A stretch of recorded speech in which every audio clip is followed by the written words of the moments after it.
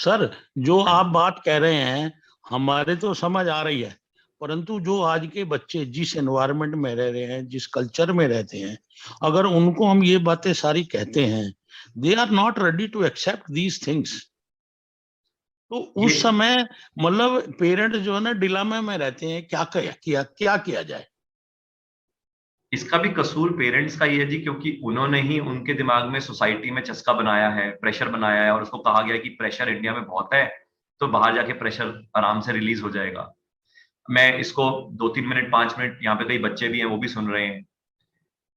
In the recent times हमने क्या observe किया है कि हम अपने बच्चों को 7वीं 8वीं के बाद बंद कमरे में बंद कर देते हैं, भैया पढ़ाई कर, extra curricular activities games activities उसकी बंद कर देते हैं। फिर उसके बाद उसके ऊपर सिर्फ फोकस होता है 10वीं का बोर्ड। 10वीं का बोर्ड जैसे ही पार करता है तो उसके कॉमर्स लेना है, नॉन मेडिकल लेना है, मेडिकल लेना है, एंड अल्टीमेटली फिर एक प्रेशर 12वीं का बोर्ड। फिर एक और प्रेशर कि नॉन मेडिकल, मेडिकल, कॉमर्स, और कॉमर्स होता है सीए करना है, एमबीए करना है, एक अच्छा आईएम्स में नाम आ जाए वगैरह, तो एक और प्रेशर। उस प्रेशर को रिलीज करते करते अल्टीमेटली जब वन फाइंड बाहर निकलता है, नौकरी लगती है, तो नौकरी का प्रेशर। फिर नौकरी का प्रेशर है, फिर उसके बाद हम उसको प्रेशर देते हैं कि भैया आप शादी कर ले यार। सो अल्टीमेटली मैं ये नहीं कह रहा शादी इंपॉर्टेंट नहीं है, बट मैं कह रहा हूँ स्टेज बाय स्टेज उसको हम प्रेशर पे प्रेशर दे रहे हैं। फिर वो प्रेशर कुकर में बेचारा पिस रहा है, फिर उसकी शादी करवा देते हैं। अब जब शादी करवा देते हैं तो आई थिंक आजकल तो शादी को चलाना भी एक प्रेशर है उसके लिए, एंड इसलिए डाइवोर्स के चैलेंजेस हो रहे हैं, क्योंकि उसको शादी भी नहीं चल रही उससे। तो अल्टीमेटली वो जो सारे स्ट्रेस फैक्टर्स हैं वो कहीं ना कहीं डिप्लीट कर रही है उसकी क्वालिटी ऑफ लाइफ को। एंड वही स्ट्रेस फैक्टर आप समझो जो मैं कहना चाहता हूं, इतने स्ट्रेस में अगर बच्चा पैदा भी करेंगे तो बच्चे का डीएनए क्या बनेगा।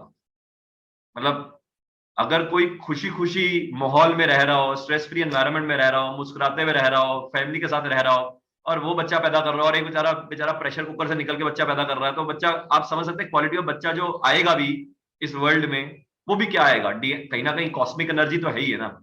हम्म। तो ये पिछले 2 जनरेशन से जो हो रहा है उसके रेपरकशन आज देख रहे हैं।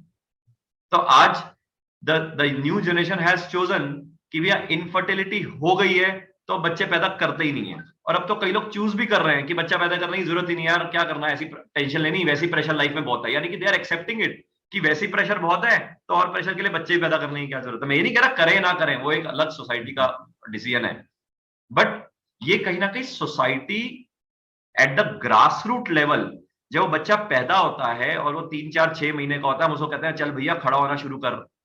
1 साल का होता है हम कहते हैं चलना शुरू कर, प्रेशर। यानी कि हम उसको कहते हैं भैया बाकियों से आगे निकलना है, बोलना शुरू कर, एबीसीडी बोलना शुरू कर, वो प्रेशर। सो इसके कारण वो बच्चे को प्रेशर से दूर जाने का मन करता है, इसलिए वो कहता है भाई यहां पे मेरा नहीं हो पाएगा, इसलिए मेरे को जाने दो। बट ऑब्वियस है ये एक रिवर्स मैकेनिज्म, रिवर्स इंजीनियरिंग रहेगी। पहले तो सोसाइटी में हम सारे लोग हैं, हमें आई थिंक अपने एटलीस्ट अपने बच्चों की तो अपब्रिंगिंग ऐसे चेंज करना पड़ेगा, जो हमारे नोन बच्चे हैं उनकी भी अपब्रिंगिंग चेंज करना पड़ेगा। अगर वो सोसाइटी में एक चेंज आएगा तो धीरे धीरे करके मैं तो कह ही रहा हूं कि एक तरह से इंडियन इकोनॉमी ग्रो करेगी, एक तरफ से हम एक तरह से सोसाइटी को दोबारा रीमोल्ड करेंगे, तो शायद आने वाले 1-2 जनरेशन के बाद हम एक दोबारा एक वापस गोल्डन इंडिया दोबारा देख पाएंगे।